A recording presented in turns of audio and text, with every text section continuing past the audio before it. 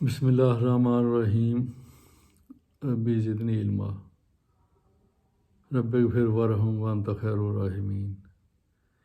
21 April حضرت علامہ اقبال رحمۃ اللہ علیہ کا یوم وفات ہے۔ وہ اقبال جس نے پاکستان کا خواب دیکھا، ایک علیحدہ مملکت کا، اور وہ اقبال جس کو ہم نے بلا دیا، ہمارے اداروں نے، ہمارے اہل علم نے، لے دے کے 2-4 بچوں والی نظموں کے علاوہ، اور وہ اقبال کہ جس کو پڑھنے والے غیر مسلم تو مسلمان ہو رہے ہیں، جیسے ڈاکٹر اینی میری شمل تھی جرمن، وہ ڈاکٹر جمیلہ بنی، مسلمان ہوئی، شاعر اقبال تھی اور اب ان کی اللہ کو پیاری ہو چکی ہے۔ اسی طرح اٹلی میں بھی ایک پروفیسر صاحب، اور دنیا بھر میں ماشاءاللہ آفاقی کلام ہے، تو اس کو کو کور کرنا مشکل ہے، لیکن ہم ان کے حوالے سے ایک ان کی نظم ہے ضرب کلیم میں، ابلیس کی مجلس شورا، اس کے چند ایک جو اشعار ہیں اس میں کوشش کرتے ہیں ان کی علامہ اقبال کو ریپریزنٹ کرنے کی۔ تو وہ جو ابلیس ہے اپنے مشیروں کے ساتھ محب گفتگو ہے، اس میں لمبی چوڑی نظم ہے، لیکن ہم ٹو دی پوائنٹ بات کرتے ہیں۔ ان سے محب گفتگو ہے کہ کس طرح ہم دنیا کے نظام میں اپنا عمل دخل کرتے ہیں، کس کو کیا سکھاتے ہیں، مغرب کو جمہوری لباس کیسے پہنایا، صوفی و ملا جو ہمارے ہیں ان کو ملوکیت کی غلامی، ملوکیت کے بندے ہم ان کو بنانے میں کیسے ان کی ہیلپ کرتے ہیں، کیسے ان کو ترغیب دیتے ہیں، وغیرہ وغیرہ۔ تو مختلف مشیر جو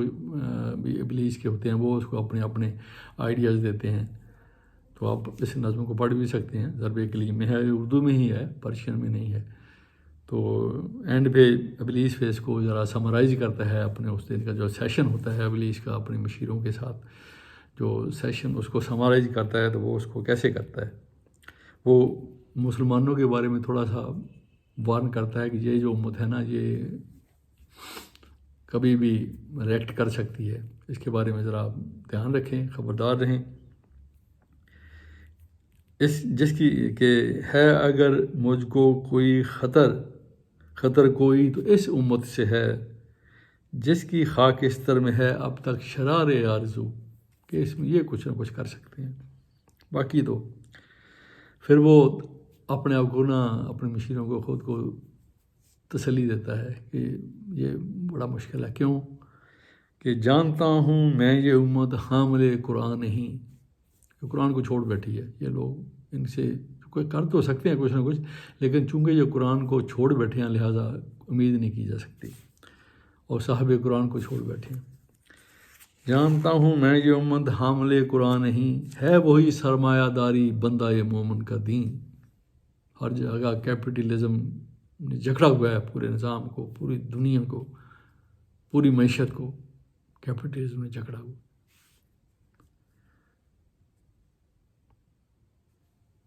عصر حاضر کے تقاضوں سے ہے لیکن یہ خوف، لیکن مجھے ہر وقت یہ دھڑکا لگا رہتا ہے حالات کو دیکھ کے، حالات سرمایہ داری نظام کی وجہ سے بہت دگر کیوں ہیں دنیا کے، دولت چند ہاتھوں میں اکٹھی ہو گئی ہے، تو کبھی بھی کوئی بڑا انقلاب آ سکتا ہے۔ وہ کہتا ہے کہ عصر حاضر کے تقاضاؤں سے ہے لیکن یہ خوف، ہو نہ جائے آشکارا شر پیغمبر کہیں، کہ پیغمبر صلی اللہ علیہ وآلہ وسلم کا جو آئین تھا وہ کسی کو سمجھ نہ آ جائے، اگر سمجھ آ گیا تو پھر سرمایہ داری نہیں بچے گی۔ الحذر آئین پیغمبر سے 100 بار الحذر، حافظ ناموس زن مرد آزما مرد آفرین۔ یہ آپ کا جو دین آپ لے کے آئے اس کی وہ تعریف کر رہا ہے کہ اتنا مرد آزما مرد آفرین، مردوں کو پیدا کرنے والا، مردوں کو آزمانے والا، حافظ ناموس زن۔ تو یہ ہمارے لیے تو زہر ہے، وہ کہتا ہے ابلیس اور اپنے مشیروں سے،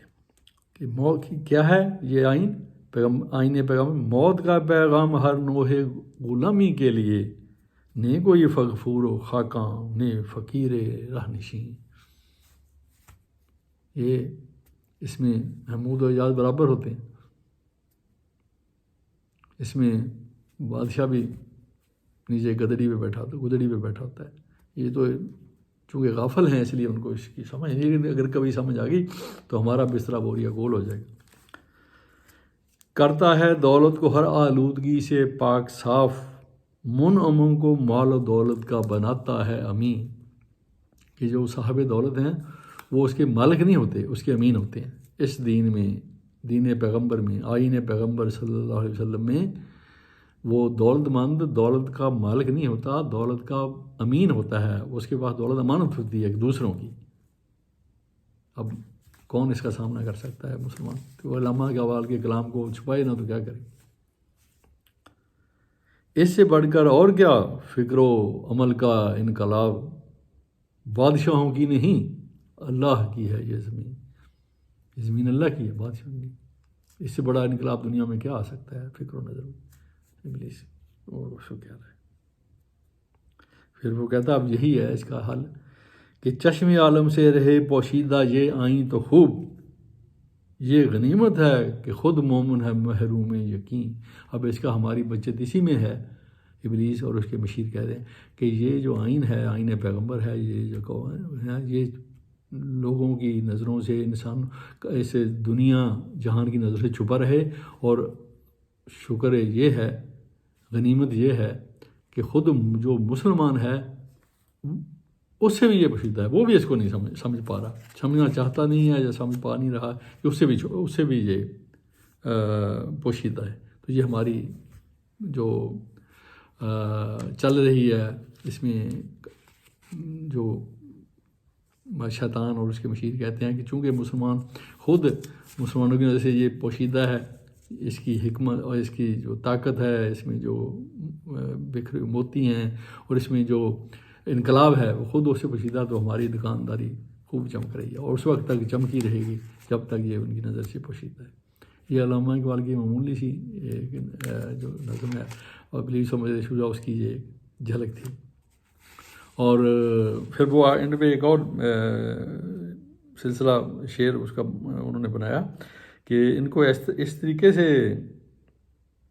خیر اسی میں ہے قیامت تک رہے مومن غلام، جیسے کہ آج ہے۔ ابلیس کہہ رہا ہے اپنے مشیروں سے کہ اس میں ہم سب کی خیر اسی میں ہے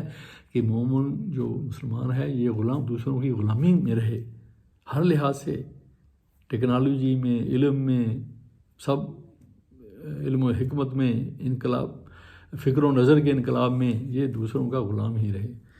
چھوڑ کر اوروں کے لیے یہ جہان بے ثبات، اس کہ یہ جہان فانی ہے اور دوسروں کو چھوڑ کے وہ فارغ ہو جائے۔ اس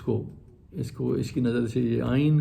یہ کتاب، یہ قرآن، یہ آئین پیغمبر اور حضور صلی اللہ علیہ وسلم کی جو مبارک زندگی انقلاب آفرین وہ پوشیدہ رہے تو ہماری خیر ہے۔ آج یہ دلچسپ بات اس ضمن میں سامنے آئی کہ جو ناسا امریکہ میں جو خلائی تحقیق کا ادارہ ہے، ناسا سب سے بڑا اس وقت، اور یہ ہوپ فلی میں بھی عالم اسلام میں ہوتا جب غالباً 14ویں یا 15ویں صدی میں یہ استنبول میں اس کو قائم کرنے کی کوشش کی گئی تھی، پہلی خلائی تحقیق کو، تو ماشاءاللہ مسلمان وہاں اکٹھے ہو گئے تھے اور احتجاج شروع کر دیا تھا کہ یہ تو اللہ تعالیٰ کے معاملات میں سیدھا دخل ہے، دخل اندازی ہے، یہ تو ہم نہیں ہونے دیں گے۔ تو آج سائنسی تحقیق میں، ٹیکنالوجی میں، دوسروں کی محتاجی میں صورتحال سب کے سامنے ہے کہ عالم اسلام میں کوئی 50 سے اوپر ممالک ہیں،